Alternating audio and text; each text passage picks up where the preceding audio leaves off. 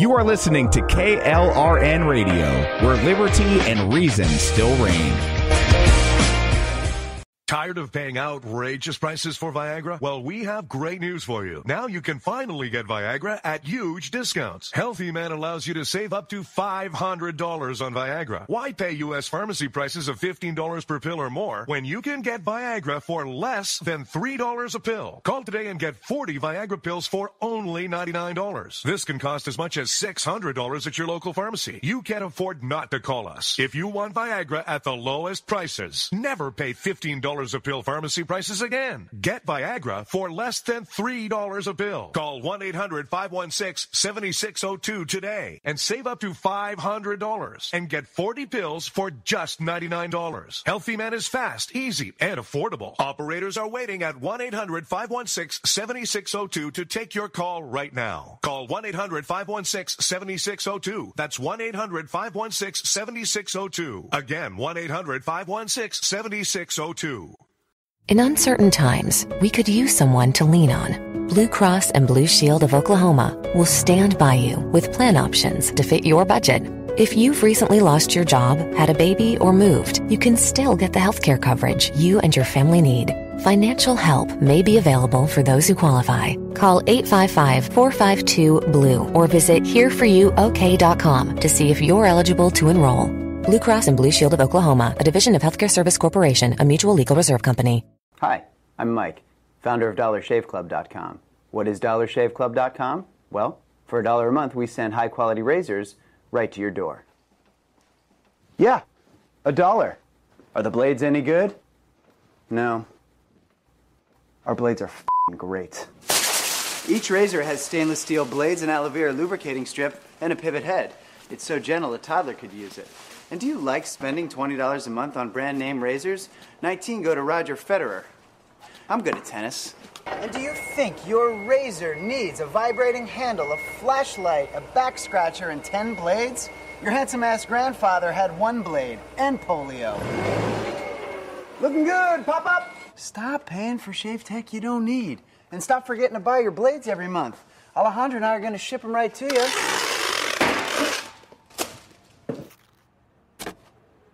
We're not just selling razors, we're also making new jobs. Alejandro, what were you doing last month? Not working. What are you doing now? Working. I'm no Vanderbilt, but this train makes hay.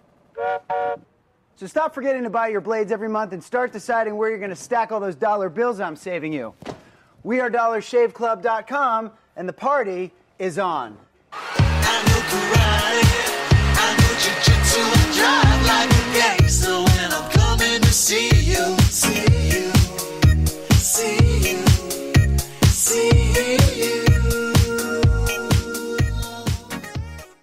In uncertain times, we could use someone to lean on. Blue Cross and Blue Shield of Oklahoma will stand by you with plan options to fit your budget. If you've recently lost your job, had a baby, or moved, you can still get the healthcare coverage you and your family need. Financial help may be available for those who qualify. Call 855-452-BLUE or visit hereforyouok.com to see if you're eligible to enroll. Blue Cross and Blue Shield of Oklahoma, a division of Healthcare Service Corporation, a mutual legal reserve company. The following program contains coarse language and adult themes. Listener discretion is advised.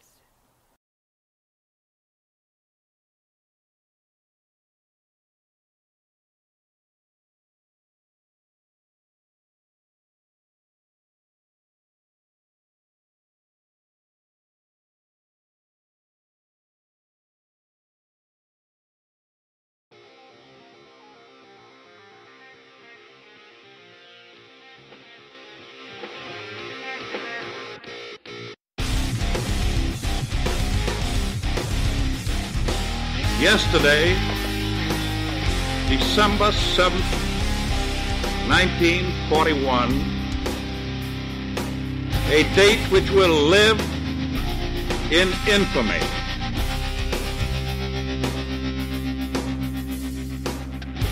Achieving the goal before this decade is out of landing a man on the moon and returning him safely to the earth.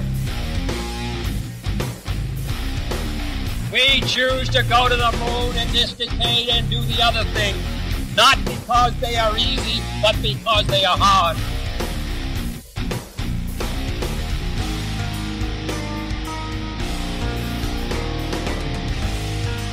freedom is never more than one generation away from extinction.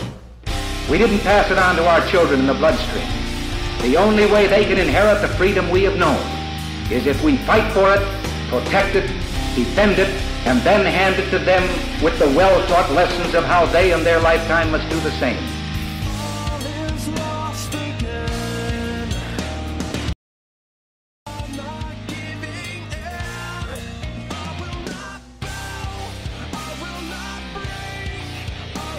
And welcome into the program, ladies and gentlemen. Happy Thursday night, or as I like to call it around these here parts, happy Friday Eve, because if you're working for the weekend, you got one day left. But if you're working for the weekend, find something else to do.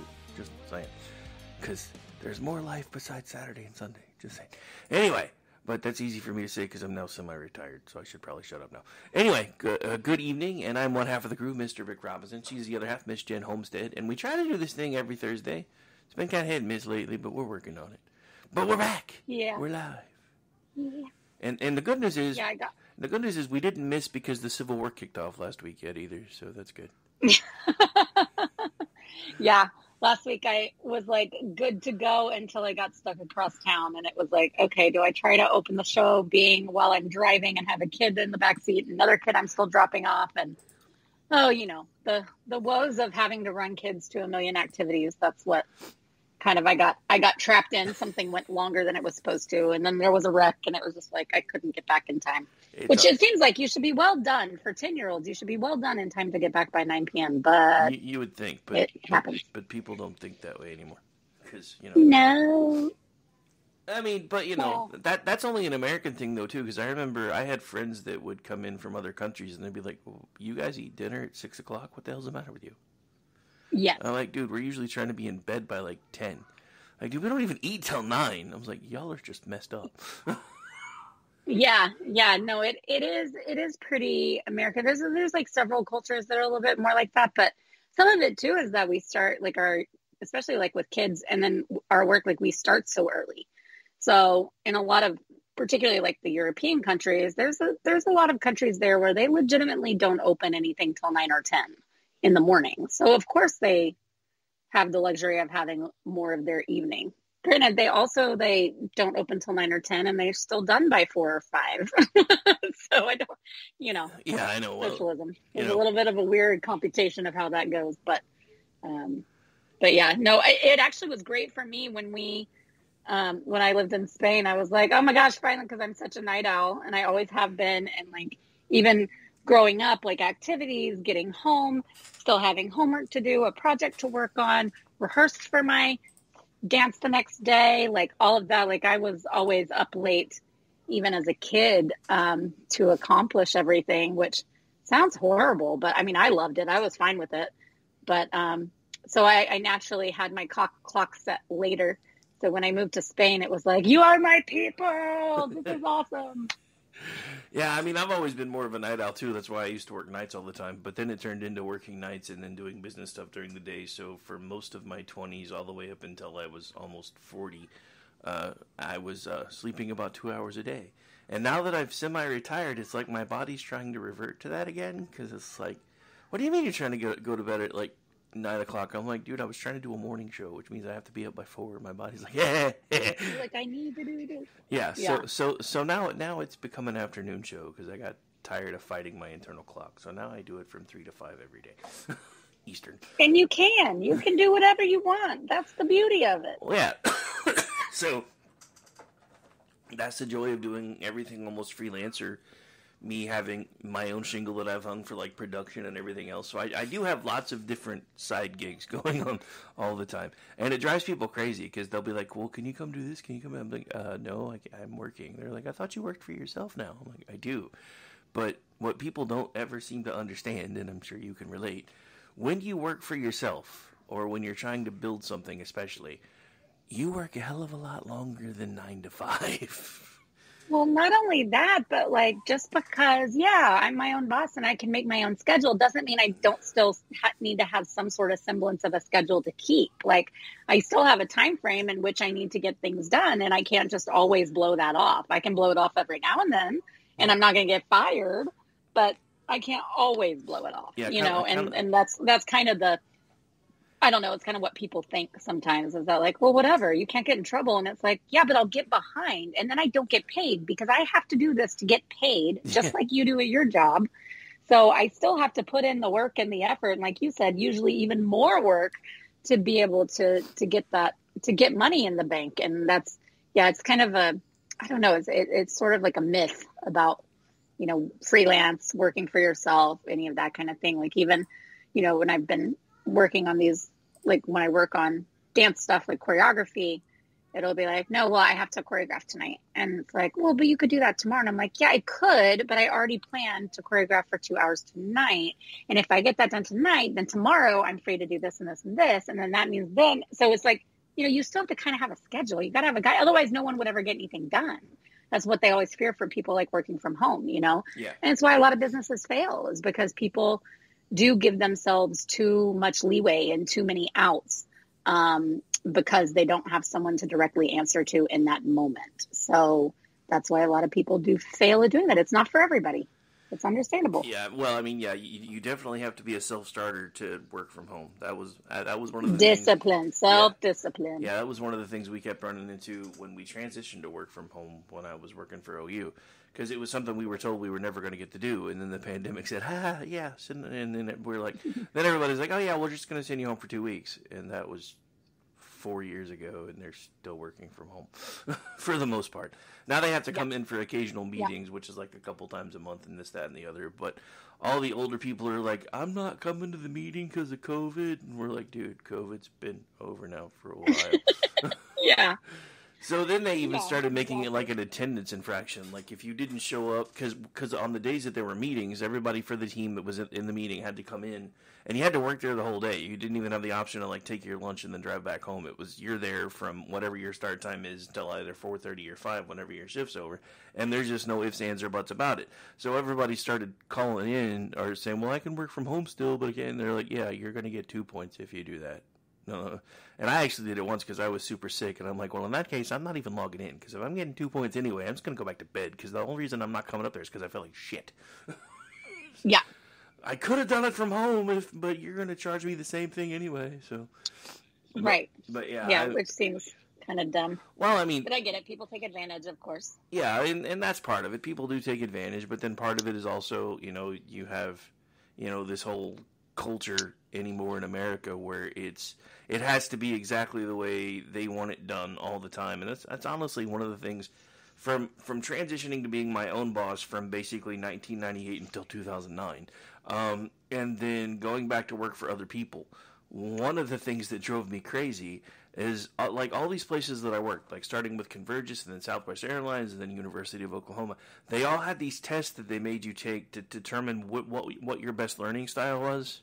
I don't know if you've ever had to take those, but so there's these tests that, you know, whether you're a visual learner, auditory learner, better by learning by doing, like working with your hands. So they make you take all these tests, and then they figure out the best way that you can learn, and then they make you do things their way anyway.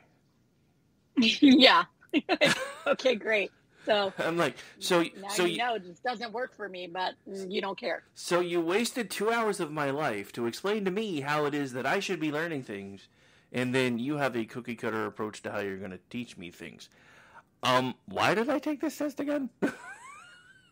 and so they could check it off a box that says that, oh, we care about our employees and we've implemented these tools and training. You know what I mean? Like it's just all for box checking. Well, yeah, I mean, it's no different than public education anymore. I mean, you know, I have never heard college summed up so well, except for on the show Tulsa Kings, which was Sylvester Stallone.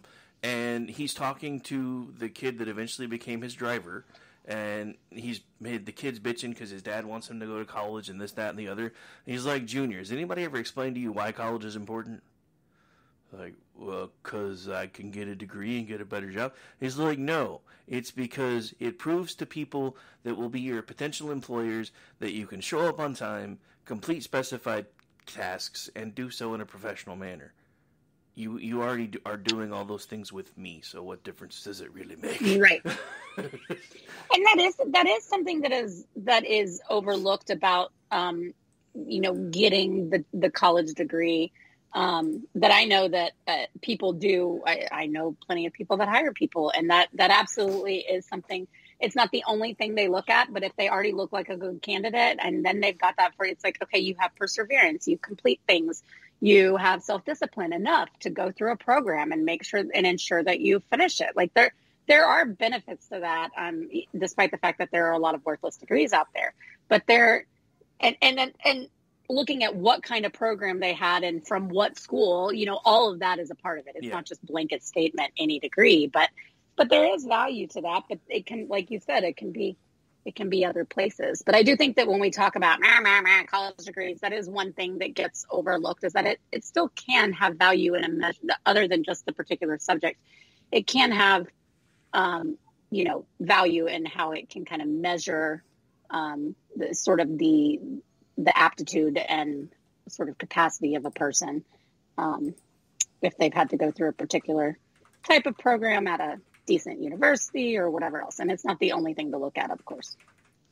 So right now people are probably wondering why I am bringing up college, because there's a story that came out today. Uh-oh. I can't hear you.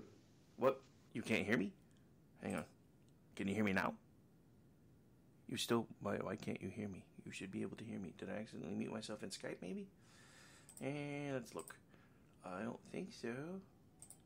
Can you hear me now? Gonna guess that's a no. I'm assuming the chat can still hear me. Hang on. Let me type so you know I'm still here. Because for some reason you can't hear me now. I don't know what's going... Oh, that's why. Because I lost you.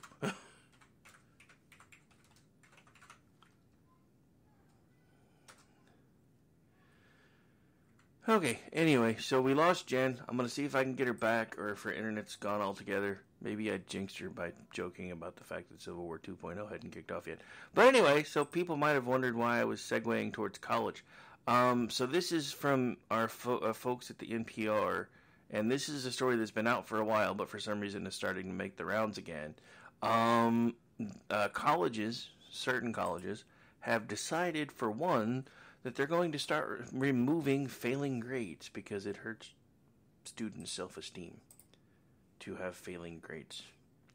Let me try to end this and see if I can bring her back. Anyway, let me... this way you guys don't have to hear it. I should still be able to...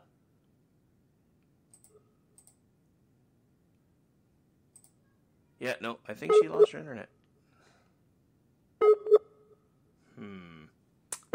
Alright, well, we will keep trying for a few minutes, and I will keep flying solo, I guess. We'll leave that there for the moment, and then at some point, when she comes back on, maybe she'll be able to type, I don't know.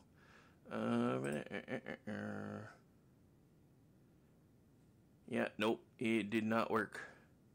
Alright, so we can unmute that for the moment.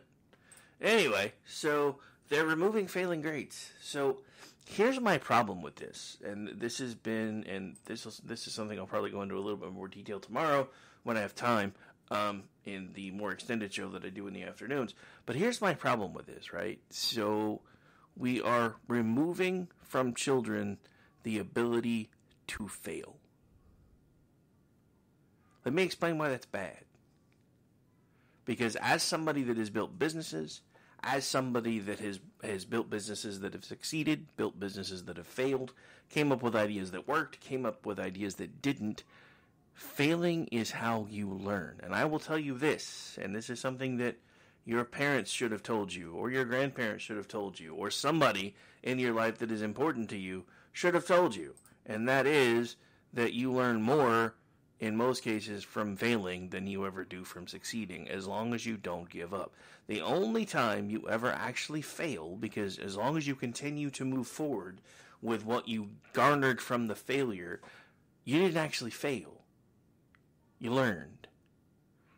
When you stop trying, that's when you fail. Now, that doesn't mean that, you tried something and it didn't work, so you pivoted and moved on to something else. That's not a failure. But when you give up altogether, that's a failure. Okay, I think she's back now.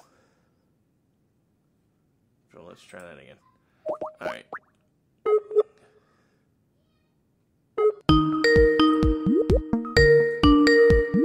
Bong, ding, bong.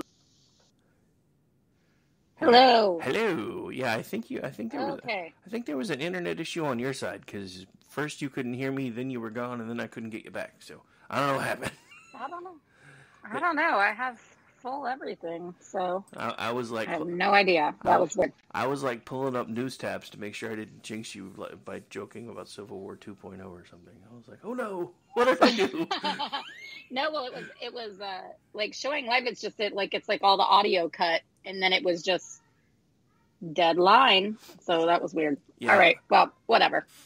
Anyway, so you didn't miss much. I was just explaining how there are certain colleges that have now decided they're going to remove from students the ability to learn from failure because they're eliminating all failing grades. Makes sense, right? Yeah, I know.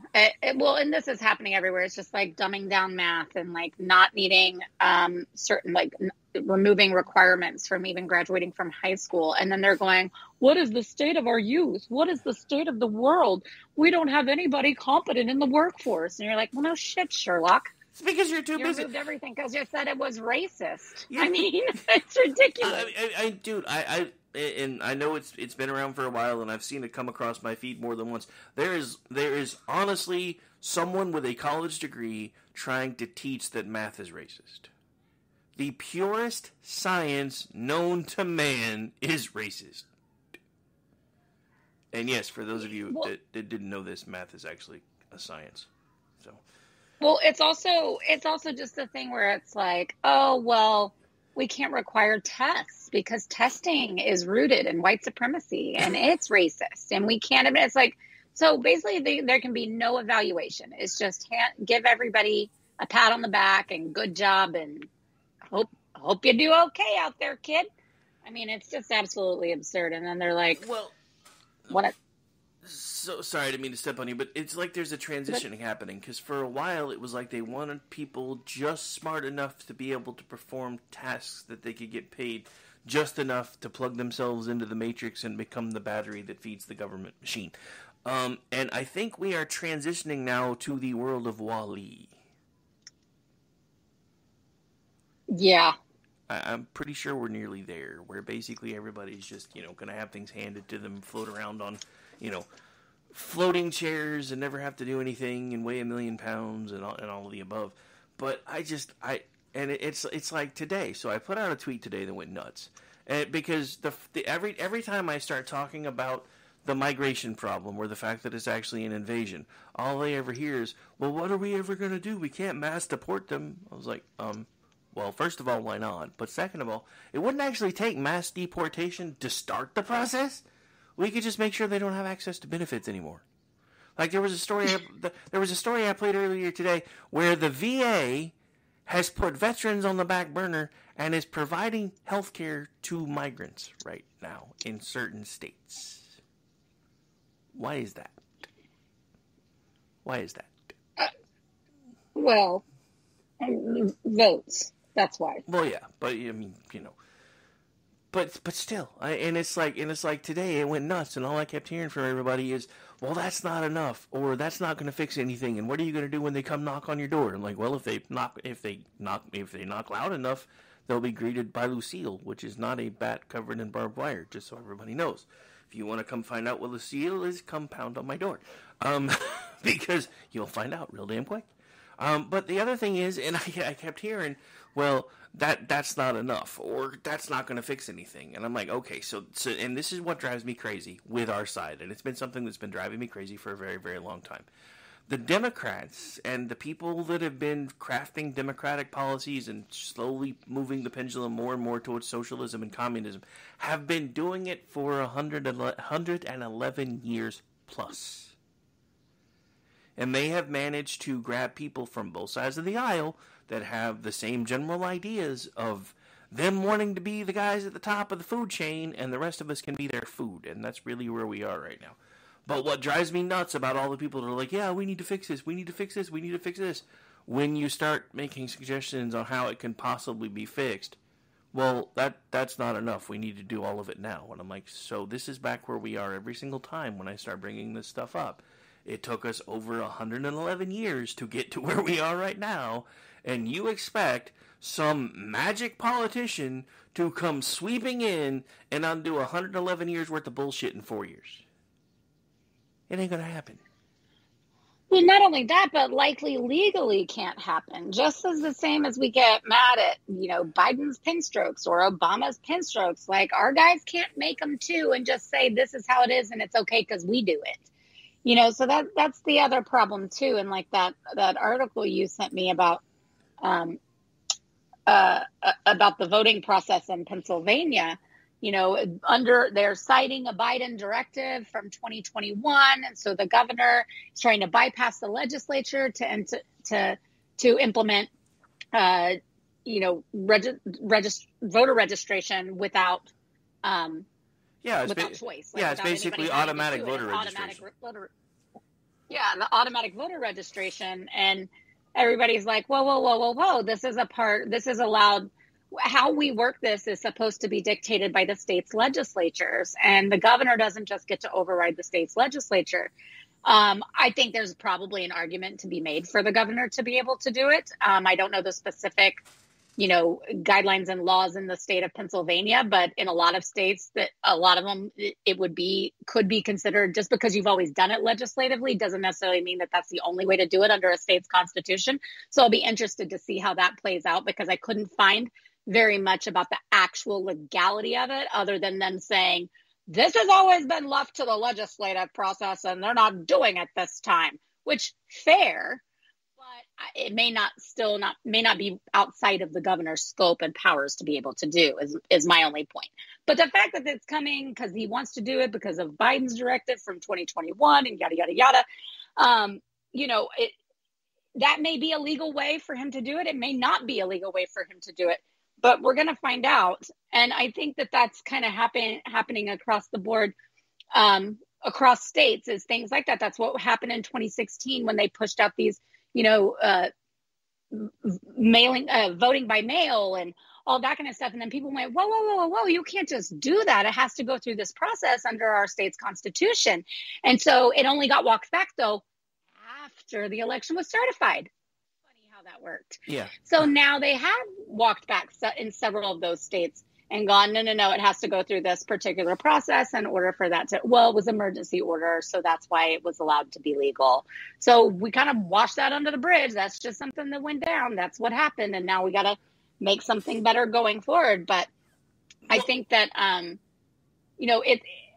you talking about having to have a plan and implement a strategy, and that there are laws on the books that can do this, and we can't just override what's been going on for a long time all at once. That's the problem with bureaucracy in general. That's the problem with, precedents and rulings that have built up over decades and decades and decades that make it difficult. You can't just strike it away with one stroke of the pen. And even if you could, it's going to be fought for forever until it can actually be implemented in the first place.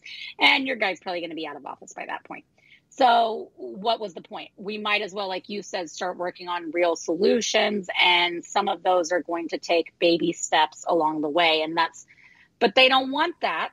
Like you also said, they don't want that, because then it's not an issue for them to use as a cudgel on both sides. On both sides, it's not. And then also they know that there are some more simple solutions that could be done in the meantime that could make people feel better about the situation. Like there's actually something being accomplished, but there's always going to be someone else screeching about political this and political that, even though it actually does follow the rule of law. We're in this boat because we haven't been enforcing the laws we already have. Well, period. And it would be one thing if it was just immigration law that we weren't enforcing. But I remember having a conversation when I first started doing all this stuff, when Obama first started relaxing all the immigration laws, and I'm like, you just wait. There'll come a time when basically every law goes out the window. I really hate being proven right. I really... Well, yes, and part of this problem is they start confusing everything with overcomplicating it, acting like, well, we don't have a means to do this. So it's kind of like, the Senate, and like Biden said the other day, we need more immigration court judges. We need more border patrol agents. All these things will take time. And oh, by the way, more tax dollars. Yes, please. And thank you. And that's just not true. There's enough there to implement so much of this now. The bulk of it, there's enough to take care of as is. Might we need more because of how much they've let this get absolutely out of control and turn into such a ridiculous shit show? Yeah, but that was a you problem, that you created this mess. That put us in the position for this, which then you go, is that what you wanted? And then you get more taxpayer funded money, taxpayer funds that they can't really know exactly where they're going. We'll say they're going towards border security, but we can also then push them all over to all these little pet projects and, maybe fund another $18 million project about what it would be like if Wakanda was real. Or maybe they could, defund all those extra IRS agents and put that money towards fixing the border. Just saying. These are good solutions. These are good solutions. There are things that can be done. The funny thing about all this, though, is now people have found the footage and the audio and the video from President Biden on February 2nd, 2021, with his pen undoing Trump legislative era policies that he kept saying over and over again were bad for the country, bad for America, and set a bad precedent. What I noticed when I played that audio this afternoon is I don't think it's just dementia, because this dude has gone severely downhill in 3 years. I think at some point something happened, like a stroke or something, and they are doing everything they can just to prop him up.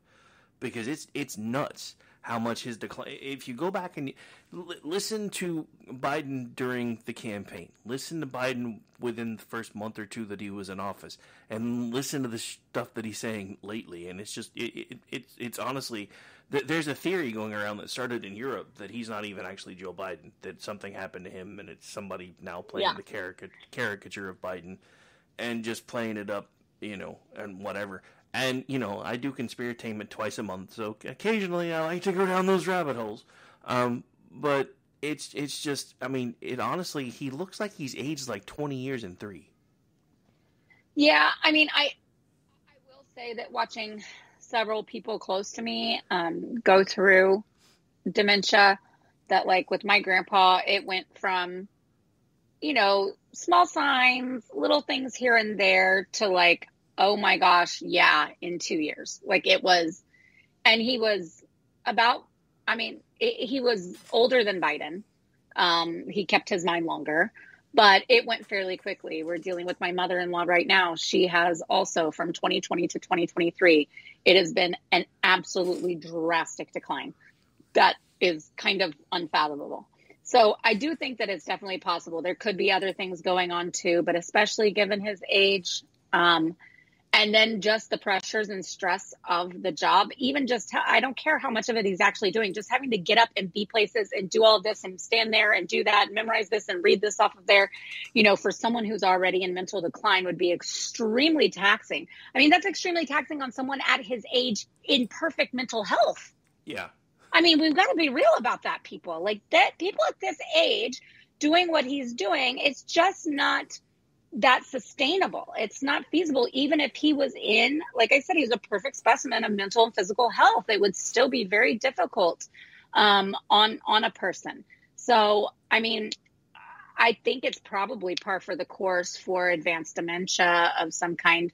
And I think also people, the people that argue about it and say, well, no, because this and no, because that. I also say, well, but if you've been around somebody, everybody kind of experiences it a little bit different, but it doesn't necessarily have to mean that you are always incoherent and that you always don't recognize people and things, and that you don't always, that you're just constantly, not able to recognize the presence. My grandpa could suddenly talk to you very astutely. He was a firefighter for his entire career, and he could go on and on about fire regulations and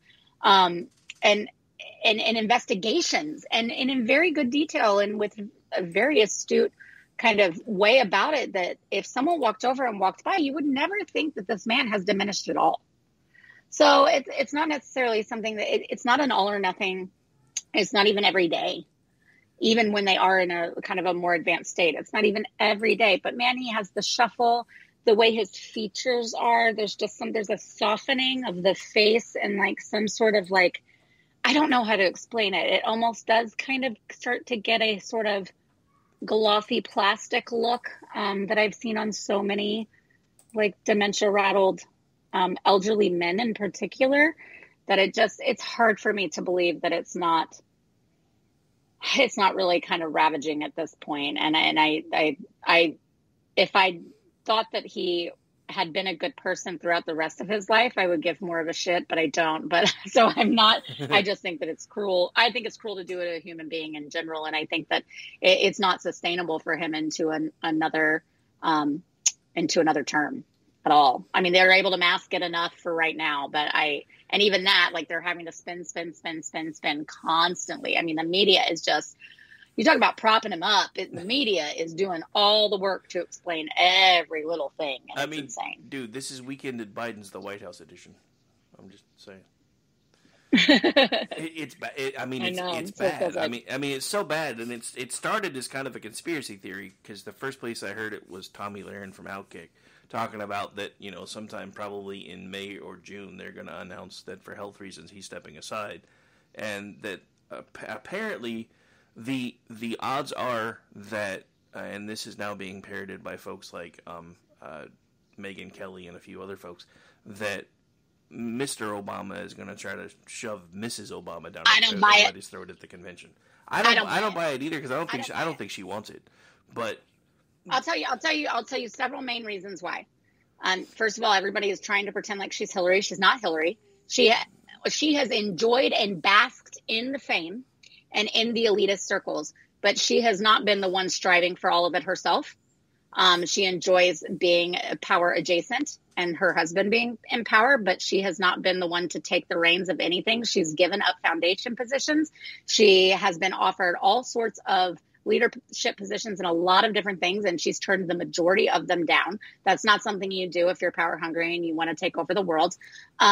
She has been a political activist with her voice in things and tweeting and a little like, ooh, you know, whatever, I am woman, hear me roar campaigns, but those were pretty minimal.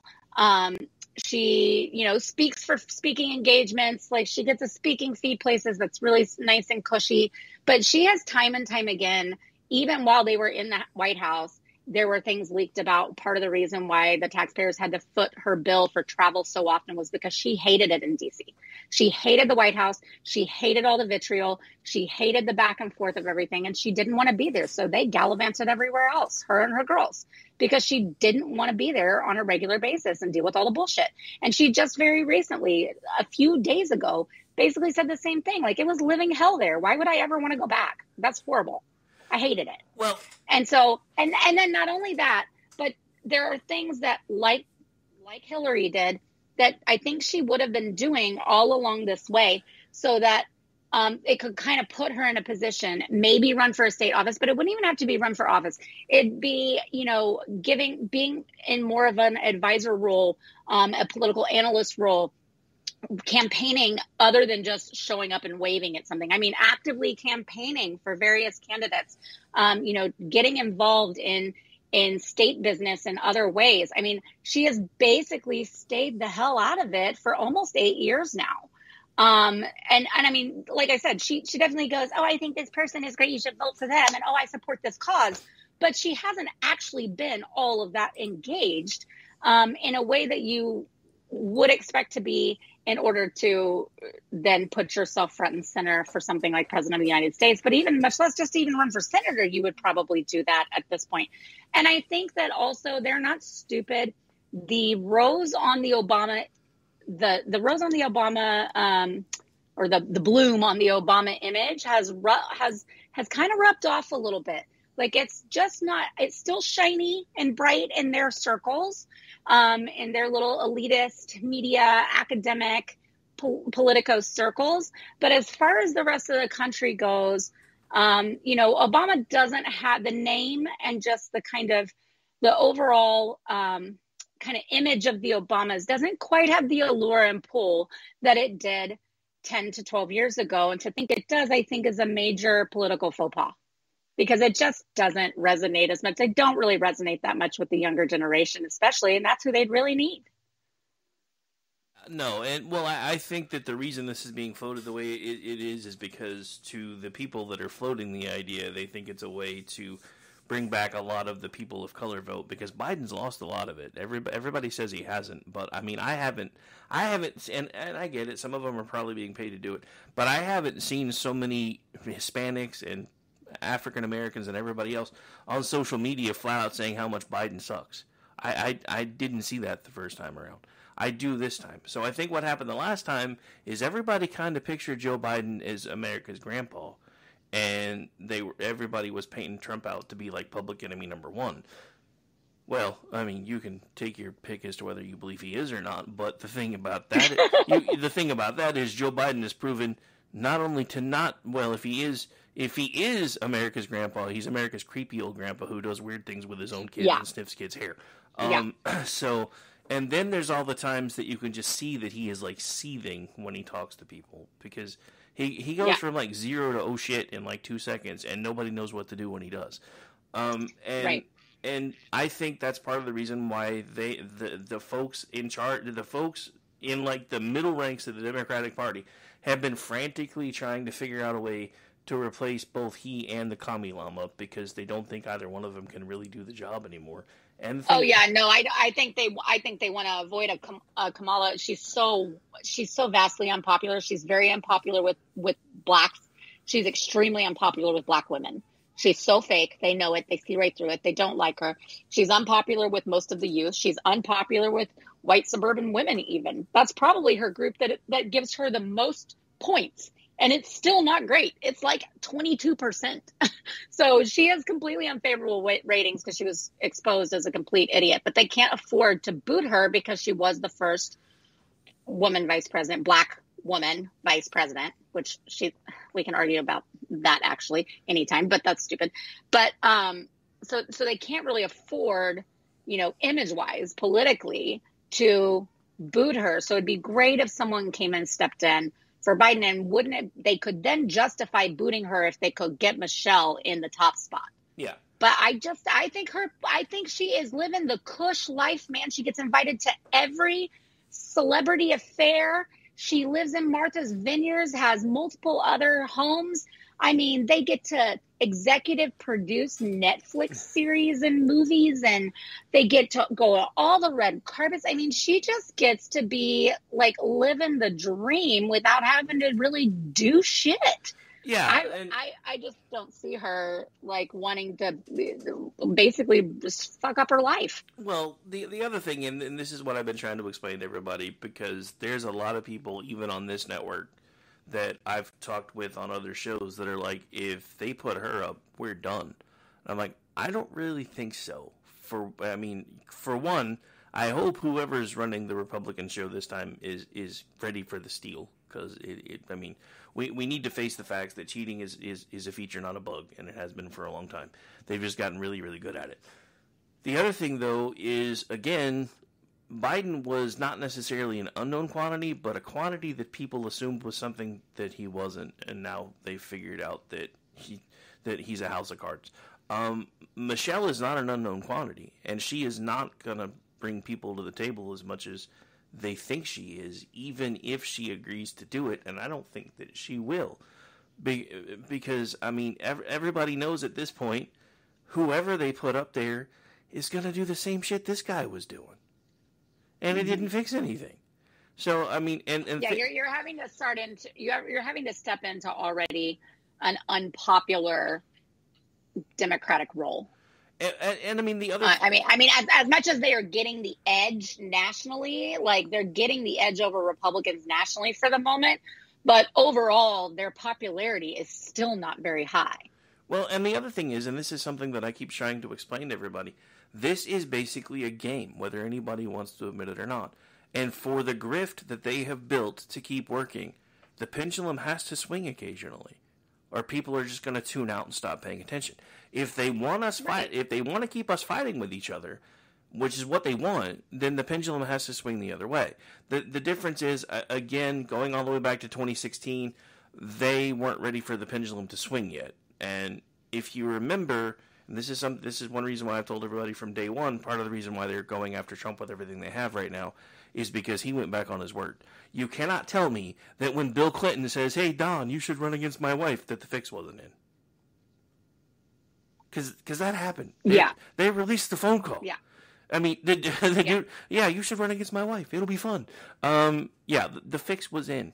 But the problem is, and I don't know if it was at some point his ego took over, which is possible, and he realized that he was winning, or if at some point he actually started trying to win, because once you're the nominee, and this is something that I didn't even know until then, once you're the nominee, you start getting security briefings. They dragged their heels on giving him those briefings, and that was around the time that he was saying all the stupid shit about I could shoot somebody on Fifth Avenue, and the U.S. military will do what I tell them to do when I tell them to do it because I am Mojo Jojo, that kind of shit. And then they started giving him these security briefings, and all of a sudden dude was trying again. I think he got a peek behind the curtain and saw all the shit they were going to throw at him, and he had a much better chance of fighting it off in the White House than he did without. And I think that's why I think that's why it went from I'm gonna throw in the towel to fuck this. If I don't do this, I'm done.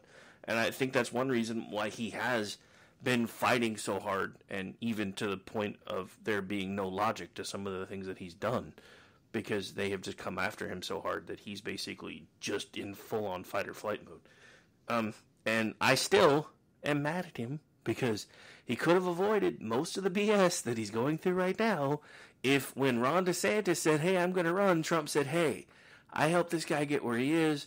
Look what he's done in Florida. This is what he can do for you. I'm going to hang out over here in Mar-a-Lago and go fight my legal battles." I'm going to be the kingmaker. I've said this forever. He could have kept his ego intact, run the GOP as the kingmaker. Yep.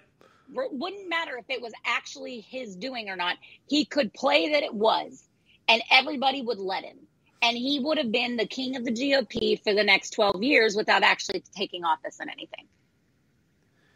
Yeah. It would have been such a win-win. It would have been such a win-win. Well, I mean, it would have been such a win-win in so many different ways because we keep hearing, that, under Donald Trump there's going to be so much winning. Under DeSantis there has been winning. Hell, he just kicked the shit out of the mouse again. Who do we know that's actually kicked the shit out of the mouse? I mean, there was a conspiracy theory for the longest time that Disney was secretly trying to take over the world, and DeSantis has now kicked their ass like 3 times. I know.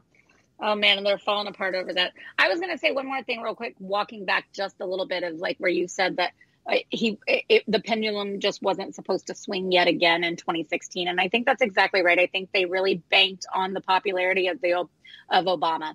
And here's where they screwed up, not only in choosing Hillary as the nominee because, hag, and she's just not very likable. People didn't like her. People are okay with her being Secretary of State, but even Dems didn't love her. So that was number one. But the other thing, that the mistake that they made was equating Obama's personal popularity with his administration's popularity. Yeah. And by the time that they left office, his administration was not nearly what it had been in the previous 6 years. It was nowhere close to popularity in that, particularly once that Iran deal came down. You have Benghazi hanging over their heads, all of these things. And so his actual administration's overall popularity of performance was at an all-time low for that administration and had dipped lower than George W. Bush's towards the end of his second term. So they were equating, but Obama himself was still popular because he's Mr. Hollywood charisma. Ooh, look at me, guy.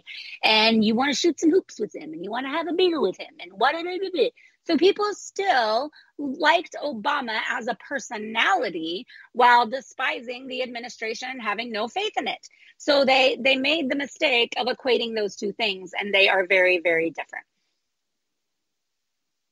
Well, I mean, and the thing about it is, the irony is, so welcome to the Matrix for one, because anybody remember what happened in 2020? It was a leap year. There was an election between Biden and Trump, and it was San Francisco 49ers versus Kansas City Chiefs in the Super Bowl. Welcome to the Matrix. But the other thing is, so the parallels between the whole cult of personality thing going on between Obama and Trump are insane. Because Obama cleared the backbench for the Democrats, and it's one of the reasons why it's taken them so long to recover. Obama killed the coffers for the Democratic Party for at least a cycle. Trump is using everything that's pouring into his campaign funds right now to cover his legal fees. Rona McRomney couldn't fucking fundraise her for life depended on it. They just got rid of the best fundraiser the GOP's had in forever in McCarthy. So, I mean, the problem is, even with everything that's going on, even with the unpopularity, even with, President Puddinhead, well, we're going to do something to Iran, and then it's, well, I just told them don't, and they know better. Well, no, they don't, because they've now attacked our shit like 150 some odd times. There's been at least 3 American soldiers that have died. And then to have Corinne Jean-Air talking about these 3 American soldiers who died in service to the administration. What the fuck is this? They didn't die in service to the administration. Wow. And then, like, within a few days of this blunder was bad enough, right? So then a few days later, you've got Ilhan Omar coming out saying, Somali first, Muslim second, and I'm here for all of you that have put me in office. And, of course, everybody's having a meltdown over that shit. Like, what is this Somali first crap? You took an oath to uphold our Constitution, not Somalia. Oh, and then she got all snarky with everybody being like, actually, the correct terminology is Somali, not Somalian. And people are like, here's your Webster's dictionary, here's the cultural difference, and here's where it's used in various regions of the world and other areas where it says Somali. The preferred term is Somali, but Somalian is still correct. I was like, oh my God, that's amazing. The community notes on that one were hilarious. I mean, how many times does a politician have to get community noted before their gray check mark goes away? That's what I want to know. Yeah. I do think that there's some of them where I hate when people respond to a community note and say, no, not needed, blah, blah, blah. But I do think that there are times where I'm like, that's not really a community. I mean, it provides more context to point something out for you, the reader, but based on what they wrote, it's not really the proper use of community notes. But like cases where they factually state something incorrectly, sure. But there are a lot of times where it's like someone's opinion where they're like, I don't think that blah, blah, blah, blah, blah, because if they did, then this would have happened. And then those, for instance, let's say, I don't think the Republicans are, popular enough to win those elections. Well, that's just a stupid ass opinion that they're, opining on. And then someone has to community note them with like, actually, here's all of the statistical data for how many times Republicans have beat Democrats in these exact circumstances and blah, blah, blah, blah. And that's just kind of stupid. It's fun. It's amusing. Yeah. But I get why people do like the note not needed. But then it just adds to all these fucking notes and everything's getting noted all the time, no matter what. I mean, Ted Cruz gets noted every fucking day, and half that shit is nothing to be noted over. But like I said, it's still entertaining. It's still fun.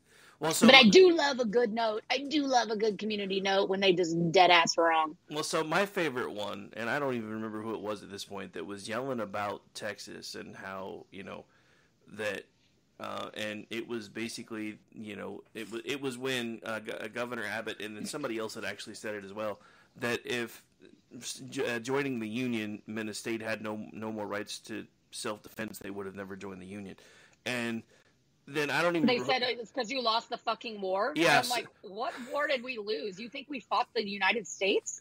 Well, so here's what he meant, though, and this is the funny part to me, because I actually went through the lengthy explanation and explained. I was like, well, first of all, you're wrong, because they didn't join the Union because they lost the war. They joined the Union 15 years before the Civil War as a territory. They withdrew from the Union and joined the Confederacy, and then rejoined the United States a few months after the end of the Civil War, and actually became a state shortly thereafter. The funny thing was, I got a notification like 20, 30 minutes later that a post that you had commented on or a post that you had retweeted has been community noted. So I went back and looked, and somebody basically copy and pasted my fucking tweet and put it in the note. I was like, you suck.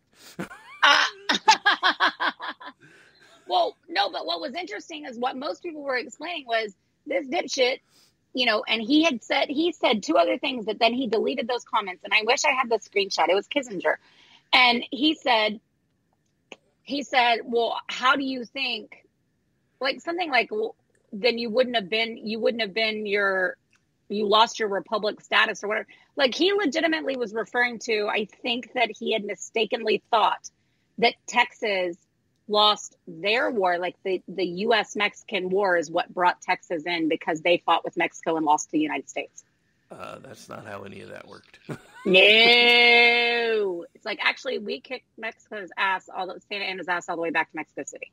That's what happened. And then we were our own republic. And then we were like, yeah, we're good. Y'all just stay over there and we'll stay over here. And now we're going to apply for to be a part of the union. We're going to be our own government. But like, the goal was always, we wanted independence from Mexico so that we could join the United States, right? That was always the goal. So you had to be your own country to do that. But also, like, even still, like, I feel like anybody that's actually knows the history, and I don't fault the rest of the United States for not being super well read on Texas history. I'm not super well read on, every single state's history, some more than others. But, Texas history, if you're, if you study it well, knows that, like, it was unfortunate timing with the Civil War. Texas was not a slave-dependent state. It's not that there weren't slaves here and there weren't some plantations and stuff and some large holders, but it was not an everyday function of life in the state of Texas. And it was unfortunate timing because geographically they're connected to the South. There was nothing north of them. Everything, it was either way northeast or it was their neighbors to the direct east, which is the South. And so there was just no logistical way for Texas, having just recently joined the Union, to not be on the Confederate side of the war. And many of our main politicians, I mean, Sam Houston basically left public life over it because he did not want to be a part of the Confederacy. So, this was like it was a circumstantial situation more so than gung-ho Confederacy, fight for our way of life, yada, yada, yada. It was unfortunate timing post joining the Union. And if they hadn't granted our approval to our application to join the Union in the 1850s, then we'd be out of it entirely. We would have still been a territory, and some people would have gone half one way, half the other, and maybe a lot of them stayed out of it entirely. In which case, I do think that the North would have tried to capture Texas. But it's a weird situation, and people were just going ape shit over that. Oh my gosh! But the notes were hilarious. I loved it. All right. So we are pretty close. We actually are pretty close to the end, but I do have one other funny story I kind of wanted to close with. It's kind of a two-parter. So first of all, it's National it's National Serpent Day. But also, if you're in the Oklahoma City metro, you can actually go to the Oklahoma City Zoo. You can pay to name a cockroach after your ex and then feed it to an animal. Just saying. What? I think it's the Oklahoma City Zoo. It's from a local news station. I guess I better open it to be sure. Kind of brilliant, though. Yeah. If you're looking for now I want you to listen to how this story opens. If you're looking for some unique ways to celebrate Valentine's Day, actually, I knew it was going to be Valentine's Day. I guess it's in your neck of the woods. The San Antonio Zoo has you covered. They're celebrating the return of their Cry Me a Cockroach fundraiser, where you can symbolically name a roach after your ex that will get fed to a zoo animal for $10.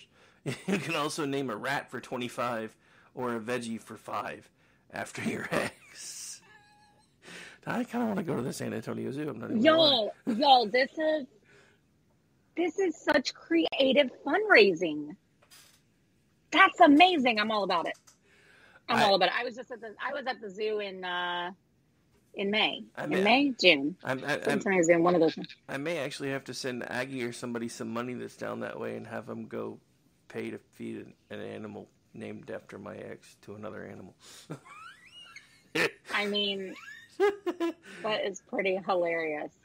What'd be great is to it'd be great to be able to film it and then do the supersede faces over the, put her face on the cockroach and then your face on the cat and Well, that's actually kind of why I wanted the video, because now you've got those. There's a new AI tool that actually does that stuff for you. Like you post the video, and as long as it's posted, it will go find it and you can then like superimpose things over it, and it'll do it for you. And I'm like, I don't know. I probably actually wouldn't do it, but I just thought it was funny. But that is hilarious. I'm sad. That is super creative fundraising, though. I love it. I mean, leave it to Texas for them to do something that I would have liked to have done here, and y'all are doing it down there. Well, that's like the other day I saw this article about these parrots that are cussing, and they're trying to they're having to intervene. Like the zookeepers are having to intervene to try to figure out like how to stop them from, because they're teaching other parrots and other birds that parrot. They're teaching them how to cuss too, because they're just all picking up on it. And before I even clicked the link, there were 3 places I thought of. The 2 main ones was I was like, this is either Texas or the UK. And it was the UK. And then the third, it was the UK. But the third one in line was Jersey. But before that, I was like, wait, what? Like parrots screaming expletives and like cussing at each other, cussing at the zookeepers, cussing at the people there to see them. Oh, that's hilarious. I would pay more money to go see that exhibit. I'm sorry. I don't think they should change a damn thing. Let them be the cussing parrots and watch the dollars roll in. That's what I think. So yeah, I saw the tweet and made a joke, and then somebody else stole it before I could write the story about it, and I was kind of mad about that. But the first thing I thought of too, because my tweet was like, hey, I used fuck as a comma. You got a problem with that? Like a New Yorker. It was the first thing I thought of. Mm-hmm. Oh my gosh, that was hilarious. And then somebody took it to the next level right below me because they responded. And they're like, hey, yo, I'm perching here. I was like, oh, that's amazing. I'm perching here. I like Liberty Jen. Liberty Jen said something like, how'd they get so foul? I was like, yeah, I love it, girl. I think that was one of the tweets that made the article because that made it into the headline. Probably. Because they were they were like parrots using foul language. Right away. F-O-L. Oh, I know who took it. Yeah, I do too because I worked there. But I know I almost said her real name, which I know most people know, but still, Helena. Yeah. Yeah. But, yeah. Yeah, speaking of which, it was unintentional, but by the time I worked a little bit of social media today and then started doing show prep, I looked up and it was like noon, and I'm like, you know what? I wrote 4 stories yesterday. I'm taking the day off. So I'll probably be back there tomorrow, though. Sounds good. I had a phone call with another paper that may or may not want me soon, so yay. Nice. Anyway, so on that note, we are long, and I know you have things to do, so we should probably go away. Yeah, well. So you have a good weekend. Come hang out with Mischief tomorrow night. I was gonna say, other than Misfits, you doing anything cool this weekend? Just lots of kids sports. All the kids sports. Oh. I've got baseball. I've got basketball. I've got a birthday party. I've got the Texas baseball alumni game, if we can make it to it at some point. There's just, it's things and things and things. Yeah, I remember when I was a kid, there were like a break between sports seasons. I miss that.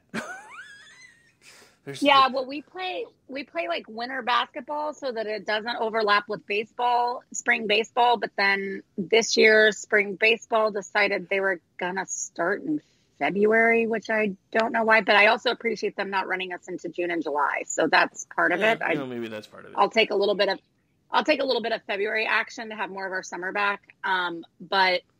But yeah, we're like, but this basketball season also was extended a little bit because there were more teams in the league than before. So, it's just kind of crazy.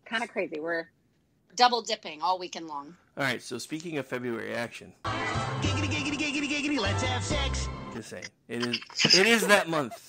Just saying. All right. It is. We're going to run away now. I will be hopefully contributing to Twitchy bright and early tomorrow because I've got...